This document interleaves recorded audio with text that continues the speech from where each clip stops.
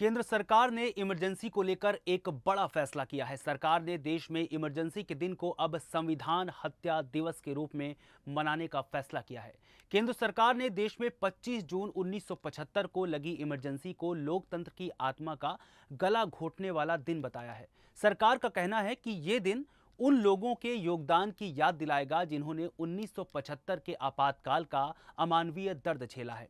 केंद्रीय मंत्री अमित शाह ने ट्वीट कर इसके बारे में जानकारी भी दी। नमस्कार, द न्यूज़ 15 में आपका स्वागत है। मेरा नाम है रविशंकर। दरअसल केंद्रीय गृह मंत्री ने अपने ट्वीट में लिखा है कि 25 जून 1975 को तत्कालीन प्रधानमंत्री इंदिरा गांधी ने अपनी तानाशाही मानसिकता को दर्शाते हुए देश में आपातकाल लगाकर भारतीय लोकतंत्र की आत्मा का गला घोंट दिया था।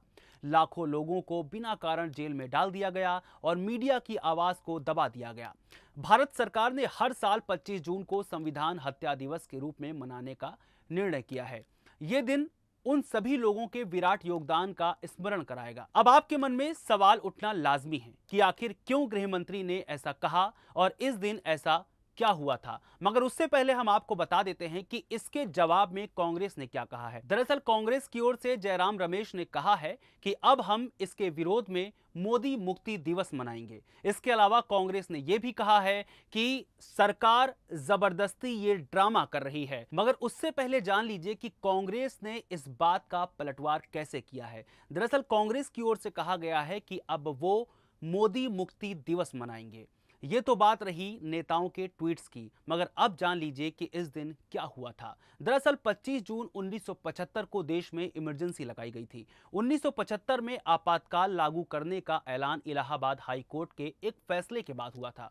हाई कोर्ट ने तत्कालीन प्रधानमंत्री इंदिरा गांधी के रायबरेली से निर्वाचन को रद्द कर दिया था और अगले 6 साल तक उनके चुनाव लड़ने पर प्रतिबंध भी लगा दिया था। इसके बाद इंदिरा गांधी के इस्तीफे की मांग शुरू हो गई थी और देश में जगह जगह आंदोलन होने लगे। सुप्रीम कोर्ट ने भी हाई कोर्ट के आदेश को बरकरार रखा। इसके बाद आपातकाल की घोषणा कर दी गई। यही वजह है कि कांग्रेस की तत्कालीन प्रधानमंत्री इंदिरा गांधी सरकार द्वारा किए गए इस कृत्य को सभी को बार बार याद दिलाने के मकसद से यह कदम उठाया जा रहा है। दरअसल कांग्रेस पार्टी बीते लोकसभा चुनाव में बार बार भाजपा पर संविधान बदलने का आरोप लगाती रही है।